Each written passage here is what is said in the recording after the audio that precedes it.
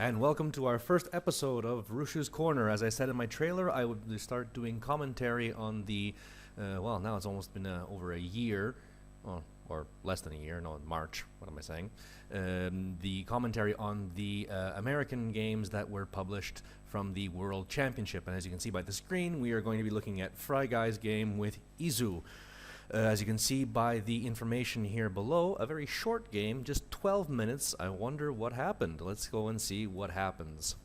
This is obviously, I'm recording from the official Ankama channel. All of the rights of the video are reserved by Ankama and all that kind of legal stuff. So we can see right off the bat here, we can see Izu is playing an old guys team, old geezers team. If you take a look at the cards on the bottom, you can see Get Outta Here, you can see Kogulari, Henwal, Diver Birel, or Diver Birel as you want to see, and Molar and Fern Sockham. Really kind of a long-range kind of shooting team. Fryguy is playing what's called a Red Blitz. Gultard, Theo, and I see a Quentin Flush and a, if I'm not mistaken, a Kivin. Another one of the Elotrope games. Now, this is not exactly the best matchup that Fryguy could have had because Gultard's, as you know, Gultard's power works on level 5 characters and above. All the old guys are level 4. We see now Izu is moving his Get Outta Here forward. He's used the acceleration power. He's moving Hanual behind. Oh, interesting. He's boosting Get Outta Here with the action points and movement, so it'll be interesting to see what he wants to do. Diver Birel goes forward. He puts down his homemade shovel, apparently, because the promos hadn't come out yet. He's going, actually, moving very, very fast. He moves the shovel forward, I guess, kind of to protect, kind of to move Fryguy, limit Fryguy's movements. Okay. Molar moves forward and just collects coins, no big deal there. Fern Sockham moves forward. I wonder if she's going to put down the blocking doll. No, apparently not. Okay, so first demonic rewards are revealed. You'll have to forgive my, because I play with the Italian names, so I have no idea what the names are.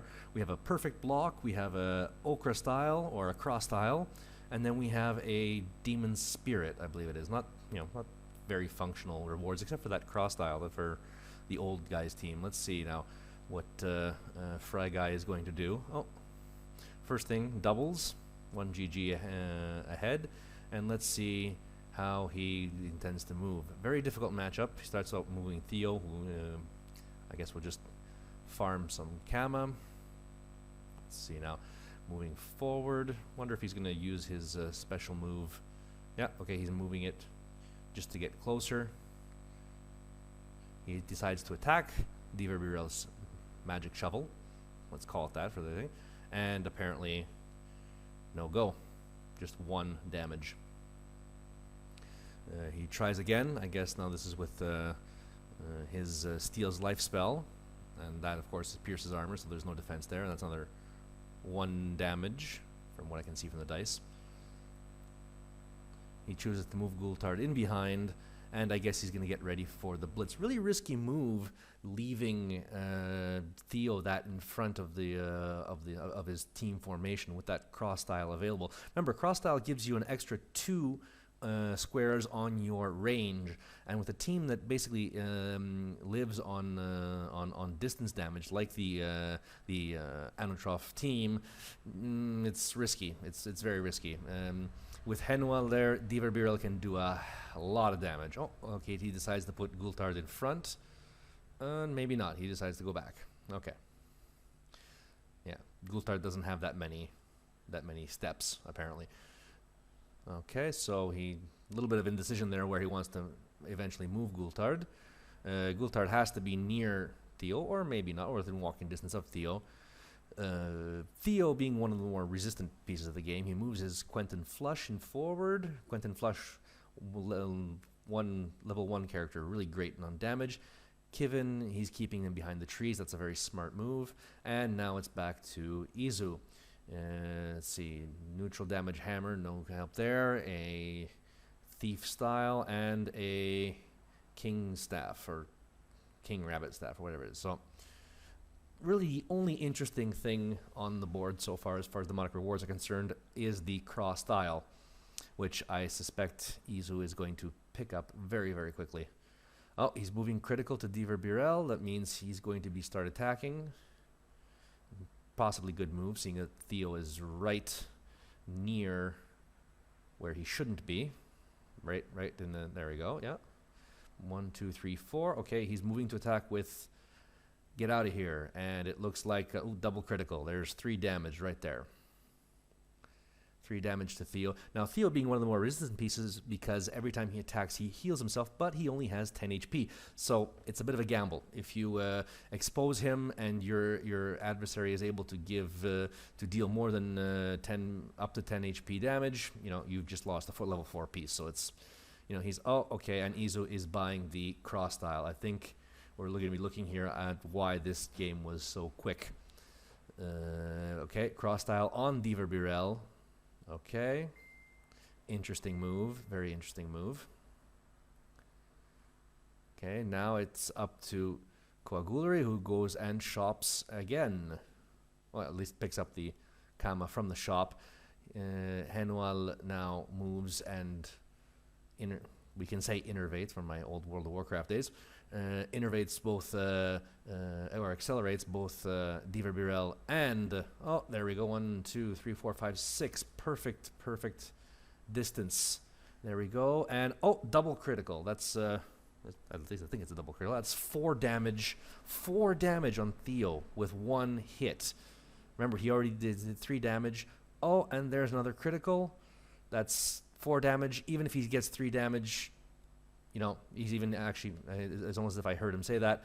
And Theo is out for the count on Izu's second turn. It's already down now. He's Fryguy's already down to 2 GG. That is basically game, set, match right there. There's not much that Fryguy, unfortunately, can do with the damage output of this team. Izu has positioned his 2 shooters in a great position. And he's basically dominating the center of the board. There's not much that now he can do to try and recover that. I mean, he can try. The problem is, without Theo, the whole idea of the Red Blitz is gone. Let's see now how Izu is going to move that. He moves the shovel in front of Gultar to limit his movements. And now this, unfortunately, this is a heavily advantaged game for Izu right now. There, Fern Sockham. Now all you have to do is basically, in this kind of situation, a good player or a conservative player will farm as much as he can, buy up as much GG as he can, and hope for a natural double on the adversary's turn. Hold on a second. I just have to pause that and go right back because I didn't see. There. Oh, okay. There we go. You have rogue style or thief style right there, which gives you an extra GG, spending 6, and then you have to give out another 2 coins. There it is. He uses it, steals the GG, and it's up to Fryguy now. Really hope that he doesn't throw a double. Okay, critical and block. No double there. Problem is, though, now he's down to 1 GG, and there's really not much you can do in this kind of situation except pray if you are so religiously inclined. Okay, so now Fryguy obviously thinking, how am I going to get out of this situation? There's really, he could, you at this situation you can try and do some damage on the little guys. You know, like try and get rid of Fern Sockham or try to get rid of Molar on the other side of the thing. He's going after the shovel. He's an interesting move, I guess. You know, once your game is already set up. Is that an immunity thing? Yeah, okay. Immunity at 6 Kama under the demonic prizes. He's have no idea exactly what he's trying to do here. If he's charging, if he's trying to move, he's trying to figure out how he could. Okay, That's bringing Gultard right in the line of fire, though, for a guy. It's critical. Okay, Dolphus in response. 1 damage to get out of here. Get out of here out of 11 damage. It's what you could hope for. You could hope for, in this kind of situation, to have him expose his Henwell, so that you can make an easy 2 GG. But problem is you're on, you're on 1 GG here, so it's really it's risky. Okay.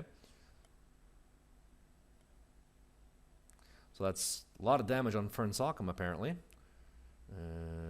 I'm not really favorable of throwing the dice for Quentin Flush's ability. If it says, play heads or tails, I'm more of the heads or tails kind of guy, just because that's what the card says. But, everyone has his own thing. And, okay, that right there is your game loser. If you move Kevin to that position, okay, teleport. My bad. Okay. And he wants to get rid of that shovel at any cost. No, it's not going to work. No doubles for Izu, so the game, Fryguy is still in the game. A bit of a lame duck at the moment. See, when you get to this part of the game, either you start concentrating your fire and try to survive, or against a team like the Anutrov team, you are going to be worn down just out of attrition. Because these are guys that shoot from 4 squares distance away. They limit your movement. It's really, really difficult to manage them correctly once they've allowed the board, you've allowed them to take care of the board at that situation. Okay, so Izu is trying to figure out what to do. Obviously, he sold both his dice, so that's the best thing. He's going to farm and shoot. That's one of Get Out of Here's specialties. 7 AP. His attack only costs 5 AP, so he has an extra 2 AP to do whatever the hell he wants. Okay, and he's basically farming. He's farming, and he's going to move. He buys the GG, and that's game. Game, set, match. Fryguy against Izu. 12 minutes long. Probably one of the shortest games I've ever seen in the history of Crowsmaster. You can see the commentators in the bottom just probably happy the fact that their game is long. So again, 12 minutes long. Fryguy, main mistake. You left Theo that far ahead. And if you're going to leave Theo that far ahead, you should at least take a look at your demonic rewards and try to limit your adversary, because cross style could be used with Theo. It could be used effectively with Gultard, because his 2 cross attacks, that would be 2 damage instead of 1. That's you have to look at what's on the table. These competitive teams, especially at this competitive level, it is so good. The team is so competitive. It's the damage is there. You'll never meet a team, unless like I did at the Italian Nationals, that someone actually brought a multi-men team, and I applauded his courage for that. You have to look at the demonic rewards. Games are won and lost by the demonic rewards. Okay. Having said that, my next commentary will be on the other American game that is on the Ankama channel. If you like what you watched, subscribe to the channel, follow the channel. I guess follow it, like it. I have no idea what YouTube uses these days. I will be doing a more in-depth analysis of the actual teams. Take a look for that video, and keep playing American players, especially Fryguy. You had a really good team. You had a really good chance. Unfortunately, luck and the demonic rewards played against you. It happens. That's why Crowsmaster is such fun.